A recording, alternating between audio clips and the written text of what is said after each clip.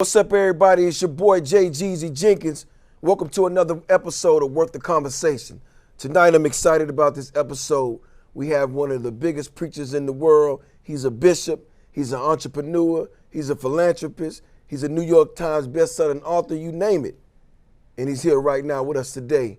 Welcome, Bishop T.D. Jakes. We here, and boy, am I excited about this one. Bishop Jakes, how you doing, my brother? Hello, my friend. It's good to see you. Yeah, I'm here, man. Thank you for stopping by. Worth the Conversation, and I've been checking you out online. So just so you know, I definitely, when I need that word, I go to your sermons on Sunday on your podcast, and I just let it ride. If I'm in the gym or if I'm on the road, and I just get into it. And I couldn't help but to notice that you were doing these shows, or were doing these, you was doing your sermons, and there was nobody in the church. Yeah, that's a little noticeable. But you had the same energy, so you had the same energy, so I gotta give you that. And I just heard you just reopen your congregation. How does that feel? Well, just slightly, just a small amount. Okay. We're in increments because we're being very careful. I tend to be a very cautious person, and I want to make sure that I don't do anything, of course, that makes anybody sick. Right. Or creates any kind of trouble. But it did feel good to have people in there last Sunday. I've been preaching to empty seats for almost 400 days now. Wow. It's been since we've been open. How But out of the abundance of caution, I shut down since we were disproportionately contracting the virus. I was very worried with that many people in a building, Right. not to be responsible. And even opening up, we put a lot of protocols in place: disinfect before, disinfect after, disinfect every restroom after each person's use, hand sanitizers everywhere, socially distanced, masked everywhere. So there are a lot of protocols we put in place, and still I'm just testing it to Right. see if we've reached a point that we can do it. Our numbers are kind of low right now in Texas. when you think about it, to do it the way you're doing it, the responsible way, I think as the world starts to come back to normal, that we'll see other leaders actually follow your template that you put out. So we commend you on that.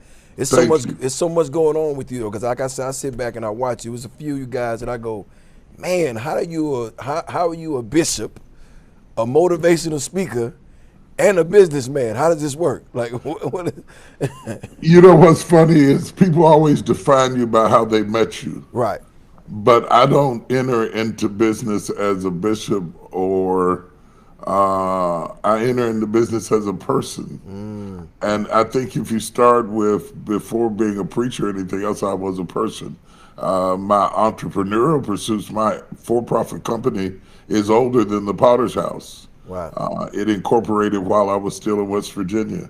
So I've always had that duality. I've got a foundation that focuses on science, technology, energy, arts, and math for young people, trying to expose them to STEM and STEAM programs that I care about. I've also got a real estate ventures company that I own, and I'm CEO over that company that acquires land, does community development, mixed income housing, mixed use facilities. And I pastor the church, so I wear a lot of hats. Yeah, that's a lot of hats. I mean, so just as someone watching you handle all these things, do you credit more so your team and the people that you put around you to kind of maintain these things as you dip in and out and make sure everything's to your liking? Well, yeah, I mean, I'm a great team builder. Right. I'm a great team builder. I couldn't be in all those places at the same time. Whether it's entertainment or real estate, I have CEOs over each department that report back to me. I look at the reports, I make the decisions, but I'm not the person that's running around, running the camera and jumping in front of it and, Right. and doing all of that crazy stuff. I am a limited resource. And the moment you discover that you're a limited resource, then you begin to examine, how can I be used for my highest and best use? And at one point that was being on the stage. At another point it becomes becoming a stage. Yeah, becoming a state, especially as we see the next generation evolving and community needs being thrust in our face, and we keep waiting on somebody to come and fix it. and then suddenly you realize that we are the people that we've been waiting on. And so I tried to leverage my platform to do things like our Texas Offenders Reentry Initiative.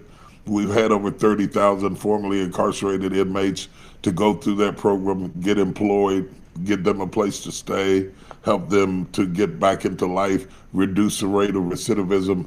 Our rate of recidivism is the lowest in the country. You have to him who much is given, much is required, and That's you right. have to begin to think, how can I give back in a way that works for me, that helps other people to have a fighting chance at a better life? So real quick, Bishop, you were saying one thing I noticed about people like yourself, you build leaders, you build teams, you put people in position, and I think that's a great skill in a leader.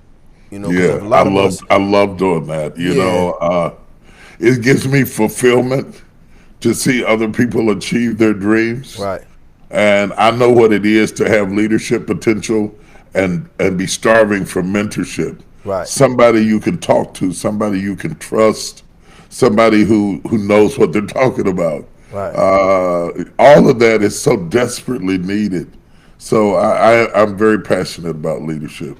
Wow, and it's crazy that you say that because I think about being a leader myself and taking that position by doing what I do because my message was always motivation, and that's who I am as a person, and that's my leadership trait.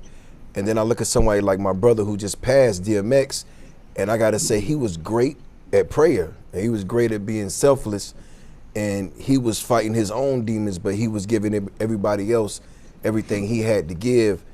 And I feel at some point he was a leader. At some point he might Right. didn't build other leaders around him, but he was a person that really truly believed in faith, and he preached that.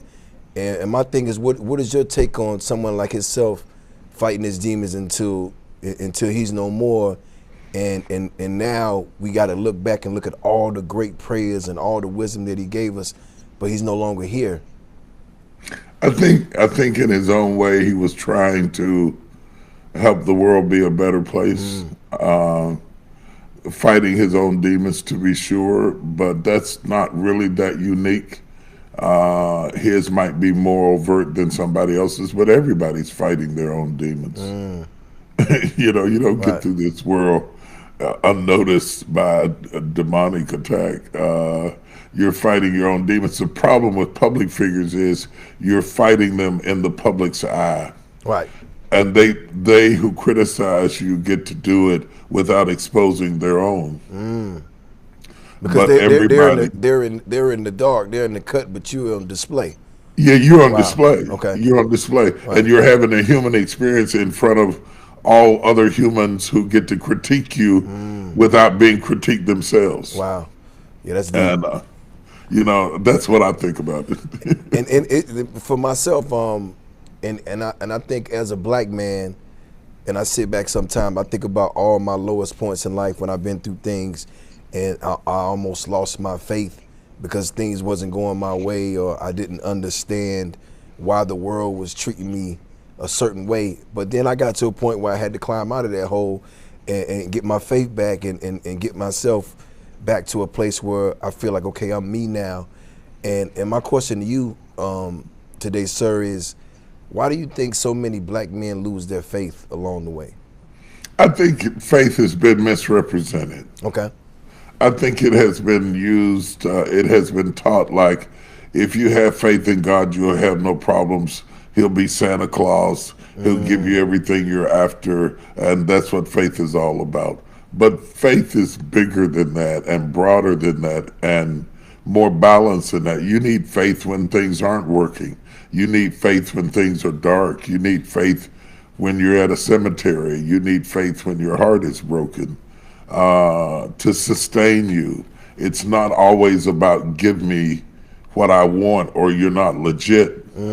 It's teaching me what to want. Look at how differently what you want now is over what you wanted 20 years ago. Love it. We're going to go to a quick break and we'll be right back right here on Worth the Conversation with Bishop T.D. Jakes. My guy. Welcome back to Worth the Conversation. I'm talking church business and much more with Bishop T.D. Jakes right here. You said earlier is people know you by how they met you. Yeah. And it's just like myself, it's just like I always wanted to strive for more. I always wanted to put myself in a better position. I wanted to sit down and talk to like-minded people like yourself, but everybody don't see that because they met me a certain way. So they try to hold you to that regard, you know, and it puts you in this box that I think is a weird place to be, because now you can't go out and be the best version of yourself to help anybody else around you to become a leader if that's what you want to do. Well, they don't allow you to grow, Right. and if you don't grow, you wither. And then they don't understand how they met you on the stage. They met the performing you, but that doesn't really identify who you are as a person. That's not who went back to the hotel room. Right. That's not who's up at 2 o'clock in the morning Right. with dreams and aspirations beyond what I did in front of you on the stage. And then discovering yourself through being exposed. Your gift exposed you to more, Right. causes you to think differently. A lot of times our truth is based on our exposure, and where there is no vision, we perish. And your gift brings you into a room you wouldn't otherwise get into, and now you're exposed to people who think differently, who have other aspirations, and that's contagious. And it's exciting, and it's motivating. And the reason more people don't do it is because you have to fight through the disruption of how they think you are to become who you really are. Right. And a lot of people are not willing to do that. They succumb to the gravitational pull of the public to go down to how you met me, Right. to appease you so you will like me. Like me more. Right. Yeah, so you will like me more. They won't risk the ridicule of being criticized. But what they don't know is you're going to be criticized either way. Anyway. I got to take a break, but y'all keep it locked right here, because I got some questions about faith that only the bishop can answer right here. Worth the Conversation. Welcome back to Worth the Conversation. I'm still tapped in with Bishop T.D. Jakes. Let's talk about police brutality in America. Dante Wright, George Floyd, these things that are going on right now. This Dante Wright situation, I'm just getting a lot of the information on it. And when I look at it, I heard something that his aunt said on today on the TV, and she said my nephew was a good boy, you know. And how do you take someone's life because you mistakenly thought that your taser was something else, and you didn't know it was your actual firearm, and it's an accident, and that's the story. And then you go to George Floyd right now, who his daughter, well, his sister, I listened to what she had to say, and she had a point. My brother's not on trial. The person who killed him is on trial, but y'all are trying to dig deep into his past to say this is why he was killed. And when I see those things, I would like to know what someone like yourself thinks. Right. Right. I have to laugh just a moment because my raw thoughts on it might be too raw. I have an extreme disdain for it. I have 3 sons. I'm a black man. My father was a black man, and my grandfather, who I'm named after, was murdered by white supremacists in Mississippi when he was in his 20s. So naturally, I have a very painful, resentful experience emotionally every time I see it. It's almost a trigger to see those atrocities, having been born in the 60s, born in the 50s, really raised in the 60s. It's still going. It's a movie I thought I'd never see again, but keeps on replaying over and over again. I think the good news, though, because I always like to find a silver lining somewhere in the darkest cloud, there's always a silver lining. We went through this here in Dallas with Botham Jean. The police officer mistakenly went into the wrong apartment building and shot him in his own apartment building. And justice prevailed, and she was tried, found guilty, and went to jail. Right. I think there are going to be people who do wrong intentionally or unintentionally, and as long as the same justice that you use on me, you use on you, then we have an equality. But when there's one set of rules for the blue and another set of rules for the black, then we have a crisis. Right. It can't be justice if it's just us. So, I want to see justice. I want to see an overhaul in the criminal justice system. I think it goes beyond better training. I think we just need to see justice. We need to see equity. We need to see aftercare programs. We need to see education in prisons. We need to stop reenacting slavery behind prison walls for free, making people work for food, producing products in prison. At one time on the stock market in prison, we're making money out of incarcerating a predominantly amount of people of color. Right. And I think that's an atrocity. And for the smallest infringements, for the kinds of infringements that if you are in another people group and you golf with the judge, and you golf with lawyers, you can handle it in a more discreet way. But when it happens in our underserved communities where they don't have access, nor contacts, nor resources to be able to fight back, when George Floyd said, "I can't breathe," our whole community choked with him. Right. Because for a long time, the knee of oppression has been on our neck in so many different ways. Sometimes education helps it, sometimes resources help it, and sometimes even with all of that, you can still be castigated and treated like an animal. And it's saddening because I have grandchildren now. Right. And I would like to leave them in a better world than I found. Right. But I do think that we're having the conversations, and I do think that justice is starting to work ever so slowly, like in the case in Dallas, hopefully in the case with George Floyd. And I do think that police departments are having to rethink themselves. Yes. And I do think that I'm hopeful that the conversation that we're having, that we weren't even having, 65% of even Caucasian people now realize that we are being mistreated, mishandled by the police. That's a vast difference from 20 years ago. Yes. So, now everybody's carrying Black Lives Matter signs. They're white, they're blonde haired, they're blue eyed, and they're saying Black Lives Matter. That validation gives me some hope. Right. Corporations coming up and investing into the community gives me some hope. I think we need more accountability over what they did in press releases. Where is the money? Who got it? When did it go? Where did it go? I don't see anybody policing that to see that materializes. Right. But we are having the conversation. And really, when I wrote Don't Drop the Mic, it started out to be about preaching and how to get the best out of the text and explaining my preaching style. But because it happened in the midst of George Floyd and the pandemic, it ended up being about having a conversation like we're having, that we don't have to be in the same world or the same space or the same field or the same color or the same generation to have a conversation. As long as we're talking, we're not killing. Right. As long as we're talking, we're not fighting. And I think our country needs to have this very uncomfortable conversation because we have lived together for at least over 400 years, like a bad marriage.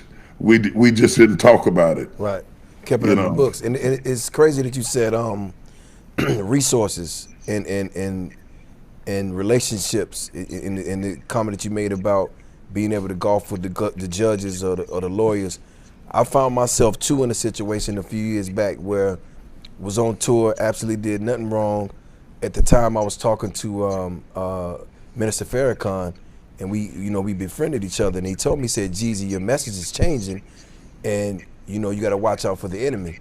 And lo and behold, about 2 weeks after that, I was on tour, and I got arrested for something that, something happened at the venue, had nothing to do with it, and I got arrested for it, and I found myself in a situation where I almost lost everything that I had because it was a serious charge, and I just remember having to fight it, and I sat there, and I thought to myself, I did my praying, and I just knew that I was right and I wasn't wrong, And I just thank God that I had the resources and relationships, because if I didn't, I was gonna be pinned to the board, because it was, you did it, and I wasn't even there. I left the venue, and I went to my hotel room, and I had to go back and backtrack all these things. It was my first unselfish moment, because everyone that was on the tour with me, from my driver to my assistant and all these different people that was with me, they got locked up as well because they was on the tour bus. And I didn't get myself out until I got everybody out, because everybody had $1 million bond. So I remember telling my team, like, I can't leave them in the LA County jail, because they're not from the walk of life I am. They just came to help me and assist me on this. And if I didn't have the resources and the relationships, Bishop, I'd probably still be there right now. So I feel for our people that are out here and being wrongly accused, or if they did a crime, it doesn't permit them to be killed. Right. That's what I keep telling people. We're not saying to excuse our bad behavior. Correct. We're just saying don't try us and execute us on the sidewalk. Right. Because you had a bad day and Mr. Donut was closed and you didn't get your coffee this morning. I got to die.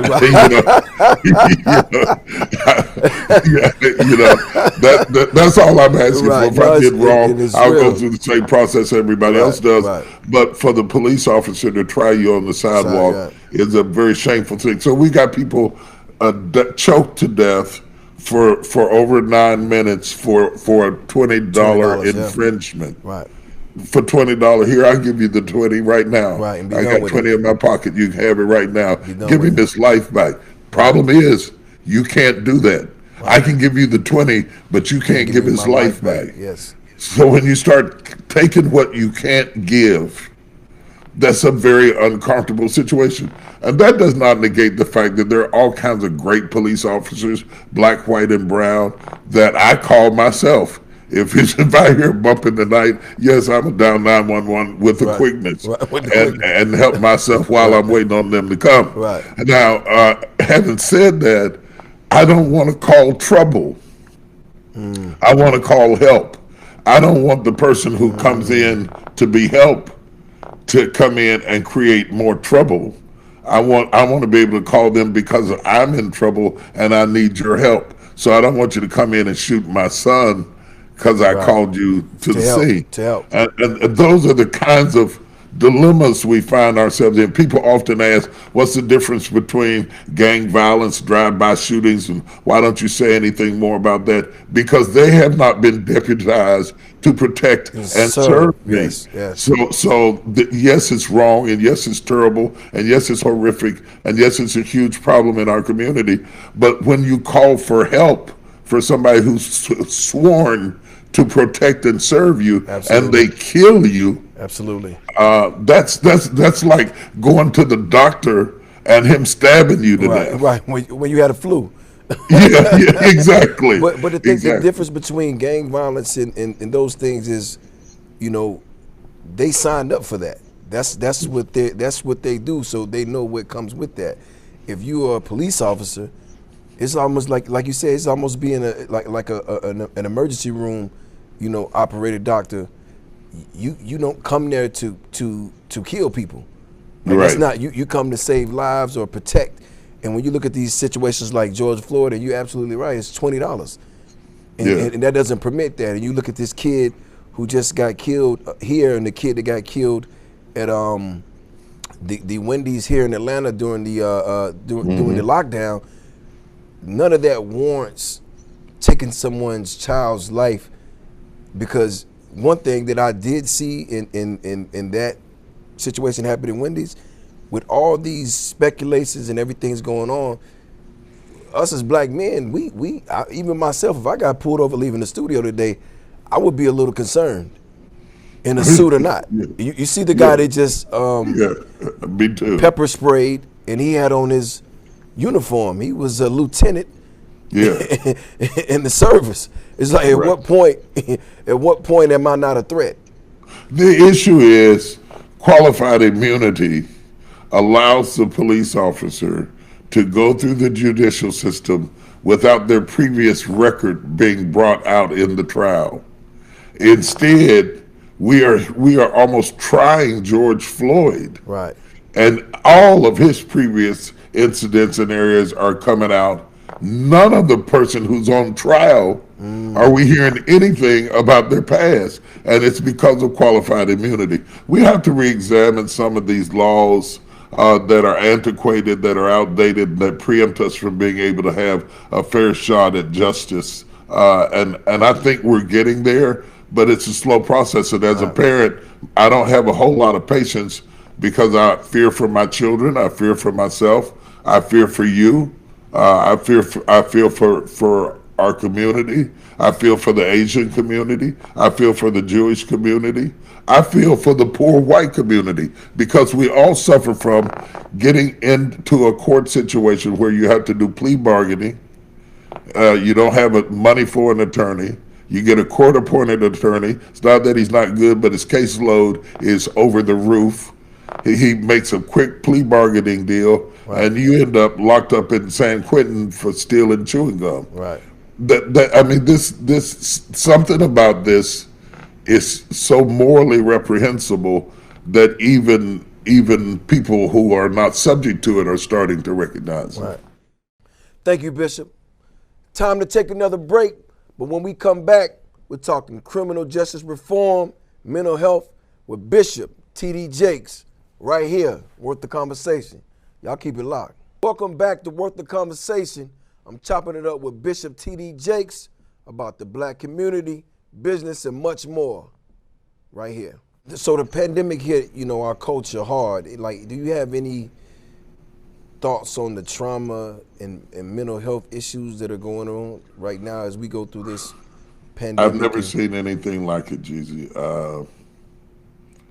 And the worst thing about it is we still have a stigma about mental health issues, and we came into it with mental health issues raging in our community, and then the trauma of losing loved ones that you could not be with while they died, disproportionately having our mothers and fathers and sisters and brothers to die, and the pandemic, and then they say social distance, and you're a single mother and you've got 3 kids in a 2-bedroom apartment and your grandmama's living with you because you have no place to put her. We could not social distance. Then we predominantly provide services, public services, grocery store attendants, hotel greeters, and so forth and so on, where we are constantly in contact with people, and we got to work. Right.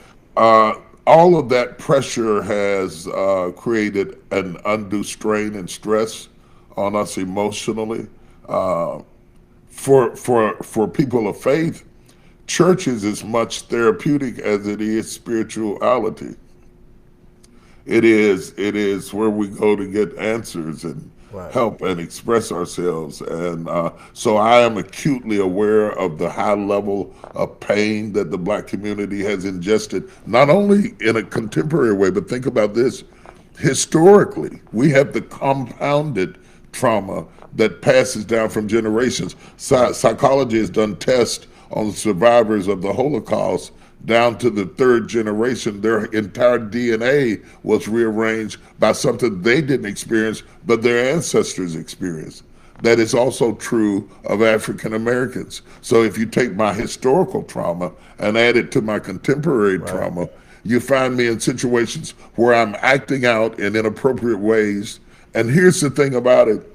Even our own community judges each other when we act out, never allowing for the fact that that person has an emotional disorder. When we talk about emotional disorders, we're fine with that. We have compassion for that. But when that shows up in illicit behavior, which is what it does, it shows up in some sort of behavior, we have no sensitivity even amongst our own. And I think we have to just start being better to each other. I think we have to be kinder and more empathetic toward each other, because we're putting each other in positions where you have nowhere to turn. Suicide rates going up amongst kids. That's a problem. Marriages exploding. That's a problem. They're exploding. Spousal domestic violence went up during COVID. all of that is a problem. Just the very anxiety of who's next is a problem. And socialization is important for us because all we ever had to bathe the wounds of abuse was fun.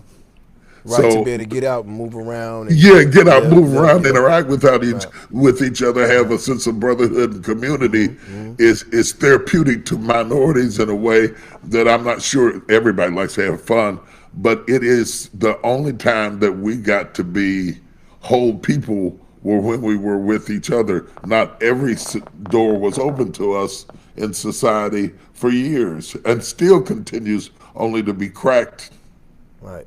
And for us partially open. and for us not to have all the information and understand, because on the lowest level, when you think about poverty and think about those low income households and families, they're more concerned on surviving Right. and feeding the family, and now they're out of jobs. Now, I mean, I looked at it. Even if you look at the stimulus checks, I only think 2 or 3 came. My son couldn't live off of $1,200 in a year for 3 times. Right. You know, so it's like when you sit there and you put all that on, and then if you look at the state of the world as far as the way I see it from what I'm saying, it's just like if you look at these young kids out here killing each other in the street, and they're acting that way because they feel that the police are already taking us out, nobody's with us, and now they get out here and they have to fend for themselves and to figure out ways to live and eat and maintain these lifestyles, and that come with, you know, with mixed with trauma and PST and all these different things. You know, you get out here and then you basically killing each other just to survive. You're dying to live is what you're doing. And You're dying to we live. need help. We need help with the violence in our community. We need help with the violence on our community. All of that violence is unacceptable because what we really want, what everybody really wants, regardless of skin tone, economic, socioeconomic levels of life, is peace. Leave me alone. How do we move forward, Bishop, as a culture? I think we move incrementally as we always have. That's why we're not in change anymore. Right. Change happens incrementally, and that's a very frustrating process, and it happens generationally. And it happens through the development of leadership. You were talking a while ago about leadership. I have a leadership conference. It's going to be virtual. It's normally in person, but April 29th through May the 1st. And we're leaders helping leaders because leadership is leadership, whether it's over a football team Right. or a church, whether it's over an entrepreneurship or a startup church, it makes no difference at all. The same skill sets are necessary in order to be effective at either one. It's just that at the end of the day, you're called to preach, and the other one, you know, maybe you're making the Campbell soup or something. But at the end of the day, you still got to manage people. You still got to pay bills. Yes. You still have things to do in order to make it work. What's the biggest piece of business advice that you can give someone? Because I love the way you handle your business. If the business isn't right, the deal doesn't get done. So suppress the urge to be creative and let's get this business straight. So that when I come up with this movie idea, when I go to Lifetime and say, I've got a partnership, let's do a deal together. We just did Lust and we're getting ready to do Envy, and we're doing a series on 7 Deadly Sins. That doesn't start on the stage with the actors. That starts in the boardroom with the CEOs and the marketing directors and going in there and get the deal right. Most of us give our candy away for free to people who were already rich. Wow. People who, I love that. I love lust and envy. 2 great Yeah. words. 2 great words. Describe lust, describe envy from Bishop's. From my Bishop Jake's There it definition is. book. Your Bishop. Oh, you put me on the spot. Lust is the desire, generally applies to sex, Okay. but can be for other things. to desire something that you don't currently have. That feeling of desire and wanting and longing epitomizes what lust is defined as opposed to love. Lust takes, love gives. Lust takes, love gives. Love gives. Got it. So all lust wants to do is satisfy itself. All love wants to do is give to someone else. Wow. And so lust then becomes the antithesis of love in many cases. By the way, while we're talking about love, congratulations. You're a newlywed. Thank you, brother. Yeah, that's a very nice thing. You had my friend John Maxwell to officiate. Yes, he and I are really good friends. I love John, man. John is my guy. I love him. Yeah, he's a wonderful person. He's a wonderful person. But when you talk about envy, this is the thing that I think that people miss, and the movie coming up this weekend is Envy, and it's got an amazing cast, amazing script. The thing that people don't realize about envy, they convolute envy and jealousy as the same thing. But if you study jealousy closely, the Bible said God is jealous. You can only be jealous over what is yours. You are envious jealous of what is yours. What is yours? Okay. Yeah. So if it's mine, I'm jealous. The Bible says God was jealous. He's jealous of us. So jealous for us, jealous concerning us. But when your envy is evil, it's something that's not yours. You don't own it. You don't deserve it, but you want it anyway. Envy. And most of the time what we call jealousy is really envy. Okay. Because it wasn't yours to begin with. And people are envious of you, and sometimes you don't even know when they became envious. I'm gonna tell you this is a cool thing. It's a biblical thing, but it's kind of cool. The Bible says at the Last Supper that Satan, having entered into Judas, Jesus turned and looked at him and told him, "What thou doest, do it quickly." And I had this amazing thought. If he entered in, we don't know when. And you never can tell when somebody who's been your friend becomes envious of you. It never announces itself. Right. It just happens. It doesn't say, okay, now I'm envious of you. They're still smiling. Right. They're still grinning. And you can't tell when envy has entered into the picture, because envy seldom announces itself. Lust will always announce itself. Envy will stay in the shadows and stay in the dark. And when it explodes, you're shocked because it could have been somebody that you thought was really your friend. And everybody listening at us right now has had a taste of that experience where somebody who congratulated you was secretly envious of you. And so it's a great movie. It's a great drama. It's a great subject. Got to see. I love the two words together. I think it's genius. I have to take another break, but when I come back, we're talking state of the black community with Bishop T.D. Jakes right here. Worth the conversation. Y'all keep it locked. Welcome back to Worth the Conversation. I'm chopping it up with Bishop T.D. Jakes about the black community, business, and much more right here. How do you handle temptation, like as a leader? The funny thing about temptation is not a problem. Jesus was tempted. Temptation is common to man. It's yielding to the temptation that is a problem. And you have to know when you're outgunned. You have to know when something is too much for you. Paul told Timothy to flee youthful lust, not fight it, flee it, run from it. Joseph ran from Potiphar's wife. There are some things you have to run from when you're outgunned. But here's a deeper thing I wanted to say to you about temptation, that especially for men, that I have wrestled with, still wrestle with, but have evolved to some degree about. We have to broaden our definition of what makes us happy. Okay.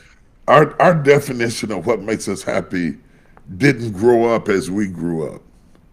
So we have grown men with little boys' definitions of happiness. If it's not this, or that, we're not happy.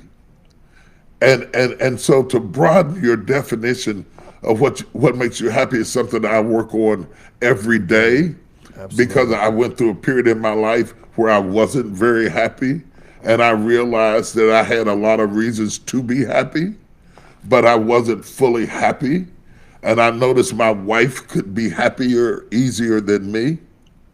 And I found that my definition of happy was so small.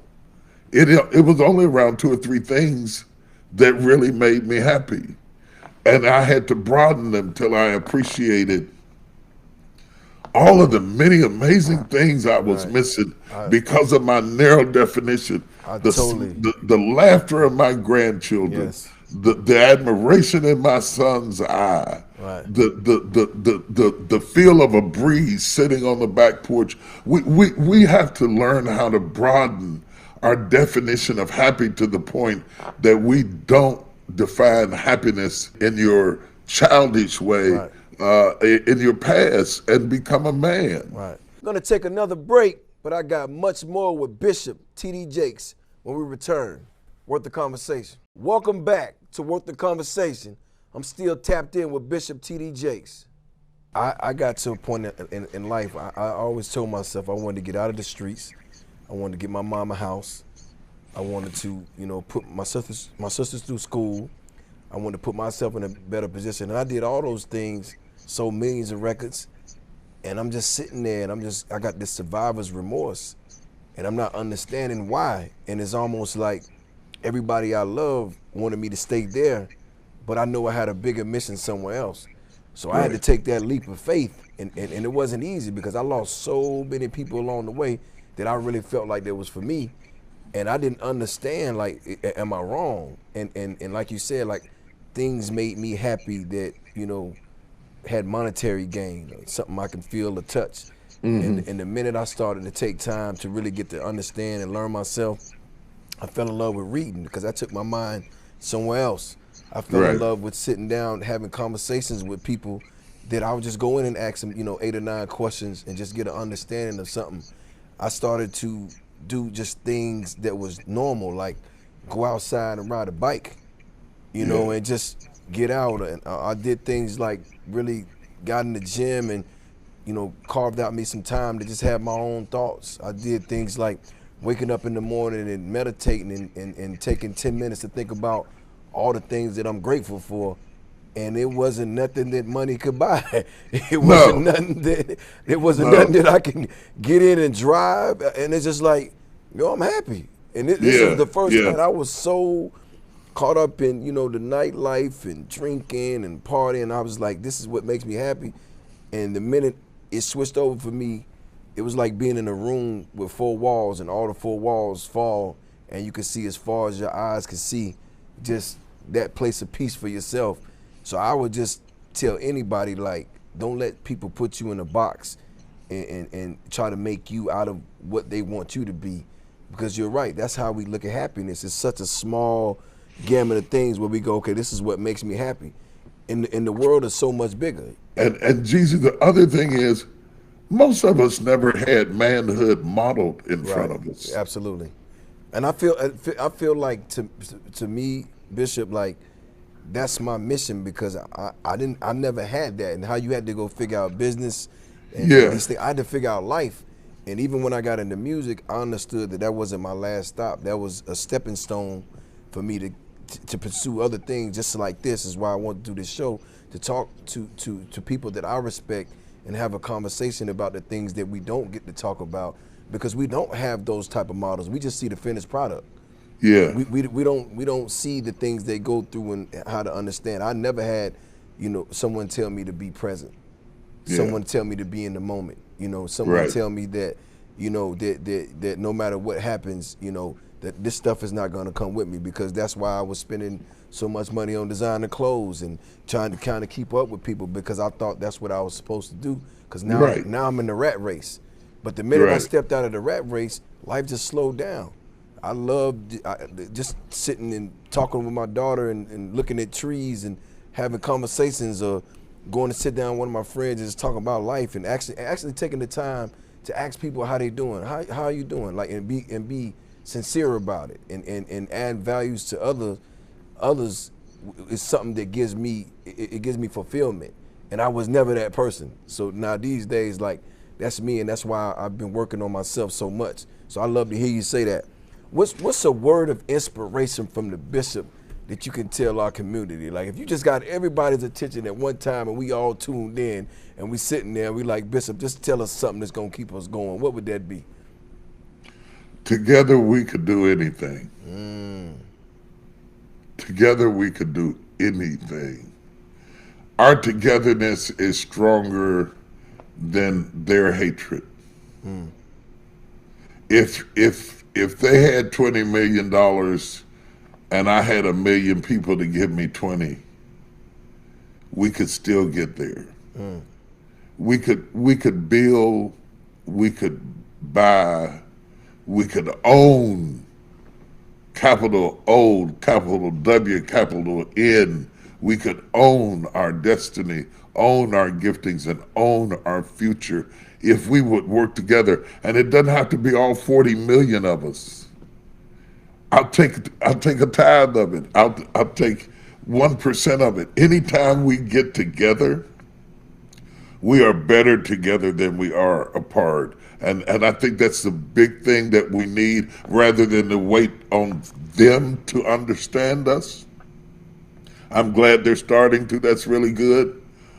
But we are the people we've been waiting on. And if they want to join in, that's good. You're more than welcome to come in and help.